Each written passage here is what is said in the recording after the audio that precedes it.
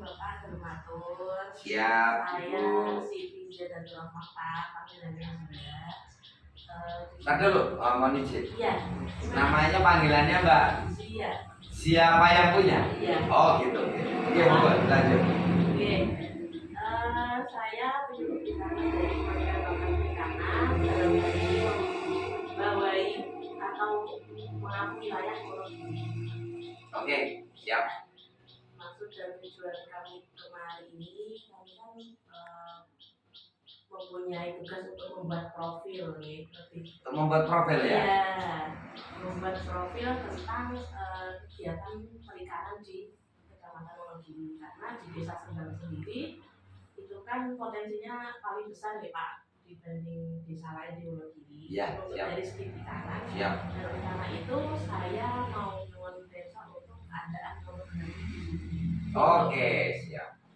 Syarat pembuatan profil kami. Seperti itu, Iya. Mbak, siap. Iya. Oke, teman-teman, izin menyampaikan kegiatan saya pada siang hari ini.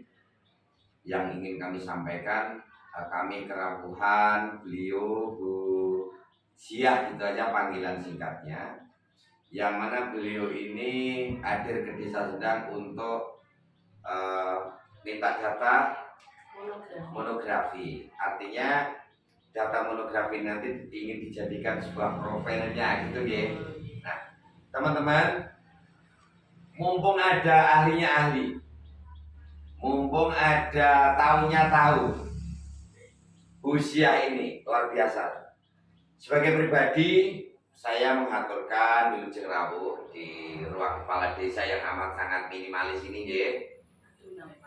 Dan atas nama pemerintah Desa Sendang, tentunya mengapresiasi yang setinggi-tingginya atas rawan penjaringan ini, yang mana untuk menggali suatu potensi, menggali sebuah data itu kan sama saja menggali suatu potensi, yang mana itu nanti dirangkum dijadikan sebagai program, baik program dari kementerian sendiri ataupun program desa yang harus kami sampaikan kepada kementerian terkait ataupun kepada instansi terkait.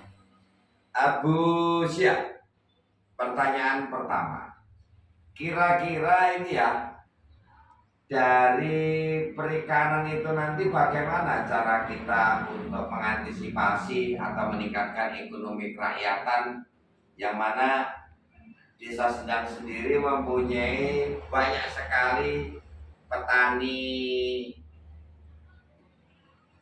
jala apung atau nelayan jala apung, yang sampai dengan hari ini kami masih bisanya hanya menampung aspirasi mereka. Keluhannya banyak sekali terkait pakan ikan ini, bagaimana cara produksinya. Ini saya yang bingung cara produksi pakan ikan yang di Karamba itu, Bu. Itu yang pertama, Bu.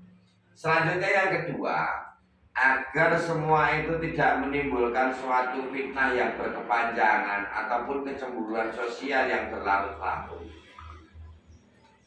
Menurut undang-undang bagaimana Ibu? Mohon kami diberi suatu petunjuk dan arahan terkait masalah para oknum loh ya, nyebutnya nggak para nelayan loh ya, para oknum nelayan yang menggunakan alat tangkapnya ini katakanlah beranjang itu loh Bu. Mohon kami diberi pencerahan yang sebenar-benarnya menurut undang-undang ataupun aturan yang berlaku di negeri ini. Sebab yang bagaimanapun kan kita hidup di negara hukum. Monggo Bu, sampaikan dua pertanyaan itu tadi dulu. Baik Pak, mungkin yang pertama pakan ya. Jadi pakan itu memang menjadi isu nasional untuk di bidang perikanan budidaya. Jadi pakan itu menyerap hampir 70% dari total biaya produksi. Betul sekali. 70% ini tentu saja untuk petani kita itu sangat sulit ya Pak. Dengan gempuran harga pakan itu semakin hari, hampir setiap beberapa hari itu pasti naik. Betul. Ini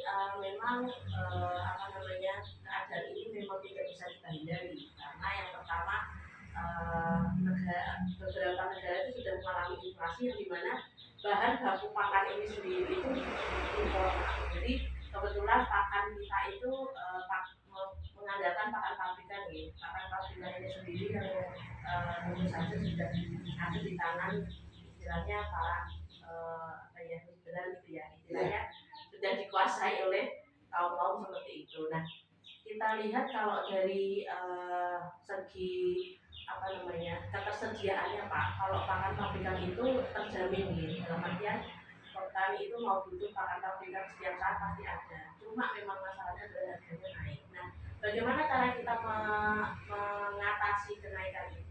Tentu saja kita dari petani itu tidak diam ya Pak. Dalam artian harga ini pasti akan stabil maksud saya akan linear dengan peningkatan harga ikan di petani gitu kan. Ikan konsumsi itu pasti harganya juga akan naik gitu Pak. Nah ini kan sebenarnya ini menguntungkan juga Pak. Sebenarnya kita untuk kita kalkulasikan ya Pak, untuk kenaikan harga pakan mungkin 1 kilonya naik 1.000 umpamanya deh Pak ya. Tetapi harga ikan konsumsi kita juga linear naik 1.000 sampai 2.000 per kilo Pak. Nah sebenarnya ini kan bukan suatu apa ya, bukan suatu masalah yang besar sebenarnya loh Pak. Tapi mungkin kalau di sisi nelayan itu kelihatan wah ketok mudah banget Mbak mau produksi dulu nih gitu kan. Nah kalau kita mau siasati dengan pakan buatan Pak, kita memang sebenarnya dari kementerian itu ada program pakan mandiri Pak. Jadi ada Pak, ada program pakan mandiri. Dan dalam hal ini tahun ini kita sudah memverifikasi beberapa kelompok nelayan yang mengajukan bantuan mesin pakan Pak. Ada beberapa nelayan di sini yang mengajukan mesin pakan ke kami. Oke, siap. Izin saya potong. Mengajukan mesin untuk produksi pakan sendiri. Ya, pakan Satu sendiri. pertanyaan, ada nggak warga saya khususnya desa sedang yang mengajukan? Ada. Alhamdulillah. Kelompoknya itu. Pak, tapi ini baru tahap verifikasi ya. Oke, siap. Kedepannya cair apa? Yang pasti ada ya. Ada. Alhamdulillah. Dari kelompoknya Pak Iswanto itu. Siap. Kedepannya program kami dari KKP memberikan program untuk pembuatan pakan mandiri bisa mengurangi produksi biaya produksi. Nah, pakan pabrikan. Nah, tentu saja ini kita cek juga untuk ketersediaan bahan Pak. Tidak serta-merta bantuan kita kemudian, tapi kita tidak ngecek ketersediaan bahan baku di lokasi. Kebetulan kan dulu kita kan terkenal punya pabrik pakan ini Pak, bahan apa sih namanya, tepung ikan. Nek Jalan Besok dulu kan di ada, Pak ya, tapi kan mungkin tahun 2021 terus tutup itu, jadi kita memang masih kesulitan mencari bahan baku betul, karena bahan baku utama dari pakan ikan adalah tepung ikan Pak. Itu utama Pak, tepung ikan dan minyak ikan, dan yang diproduksi ada di Sunda. Kalau saat ini kita makanya mikir Pak mau naruh program di Wonogiri, itu bahan bakunya aja nanti kita tetap impor Pak gitu loh. Kemudian untuk dari segi analisis perhitungan ini ya Pak, biaya pembuatan pakan dengan biaya pakan yang kita beli di pabrikan itu tidak jauh berbeda Pak. Mungkin bedanya itu mungkin 2 sampai 3.000-an per kilonya. Jadi untuk pakan mandiri memang lebih murah Pak. Tetapi yang kita sayangkan gitu kan, karena kita sudah kehilangan produsen bahan yang utama gitu. Ya. Jadi kita masih agak mungkin untuk kendor gitu gitu. Nah, oke teman-teman, sebelum saya akhiri dan beliau yang terhormat ini menjawab satu pertanyaan terkait undang-undang tadi, saya potong. Berarti resep apungnya penjenengan sendiri punya ya? Kalau resep apung itu dari formulanya sendiri saya tidak ada Pak, karena resep apung itu ada di alatnya Pak sebenarnya. Ini ya yang. Betul. Nah, terus kembali lagi ke pemahaman dari penjaringan tadi. Kita produksi pakan mandiri. Betul. Nah, terus pakan mandiri kita itu mengapung nggak itu? Mengapung tapi hanya sebentar Pak. Kalau waduh. Jadi berarti karena memang kelemahannya pakan mandiri. Berarti pakan mandiri gaya batu ya? Kalau dibilang renang itu gaya batu benar. Jadi kemampuan apungnya itu tidak seperti pakan pabrikan. Ya jelas. Kenapa mengapung itu kan karena kadar airnya mungkin hampir mendekati 0% Pak. Jadi alat kita itu yang mungkin bantuan ini ya Pak ya, atau alat yang kita punya itu belum mampu itu, karena kita masih mengandalkan dari sinar matahari ya Pak ya. Jadi pakannya kita buat, kemudian kita PP gitu kan, kita jemur, baru kita siap. Oke. Pertanyaan berikutnya adalah bagaimana menurut tanggapan penjenengan terkait para oknum nelayan yang menggunakan beranjang itu. Mohon saya selaku pemangku wilayah yang ada di Desa Sendang ini agar tidak menimbulkan opini yang masih mendapatkan jawaban simpang siur, mohon sampaikan agar dilihat teman-temannya Mas Kamto di akun YouTube-nya Desa Sendang ataupun di FB-nya Desa Sendang. Monggo, Pak.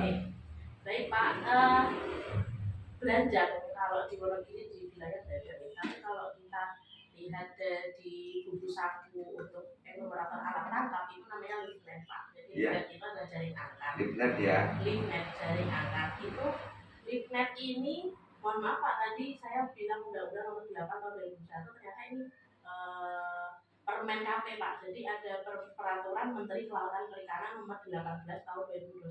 Maaf saya tadi agak blank ya nggak apa-apa. 12 tahun 2001 tentang alat tangkap itu, dari leaf net itu secara teknis pengoperasiannya adalah sah-sah saja, sah. Itu tidak ada larangan untuk teknis menggunakan leaf net tadi Pak. Nah ini diatur juga di Undang-Undang Permen KP Nomor 18 Tahun 2021 untuk mata jaringnya itu yang dipergunakan itu adalah minimal 2 in Pak. Oh, minimal 2 in ya. Oke, terkait masalah undang-undang, peraturannya sudah paham. Yang ingin saya tanyakan, kalau untuk gambaran 2 inci, itu kalau wader sebesar ini lolos nggak? 2 in itu sekitar segini. 2 in itu sekitar segini. Iya. Ini. Itu wader segini. Ini jempol ini atau lebih gini Pak? Jempol. Saya rasa ini lolos Pak. Lolos ya. Artinya dia masih layak untuk hidup di alam bebas ya, di perairan bebas ya. Oke, siap.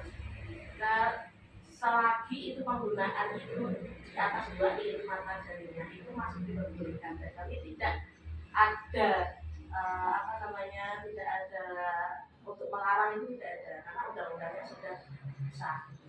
Yang jadi permasalahan kita adalah beberapa oknum ini menggunakan mata jaring di bawah 2 in. Oh iya, siap. Nah itu yang patut kita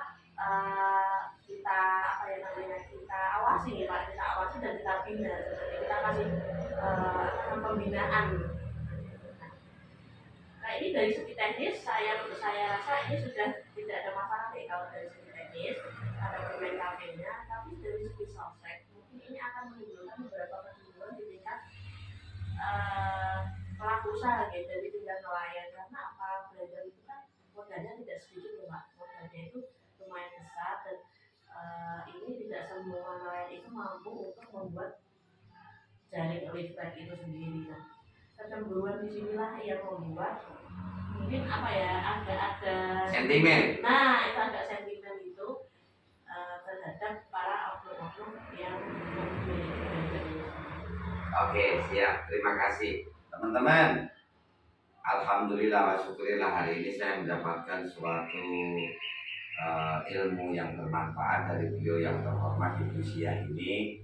Ternyata beliau ini tadi belum memperkenalkan diri awal, yang menggantikan suaminya mengampu di wilayah Kecamatan Wonogiri. Ya. Seperti itu. Jadi beliau sekarang mengampu di sini. Pertanyaan yang terakhir dan yang paling akhir, kok Anda mempunyai suatu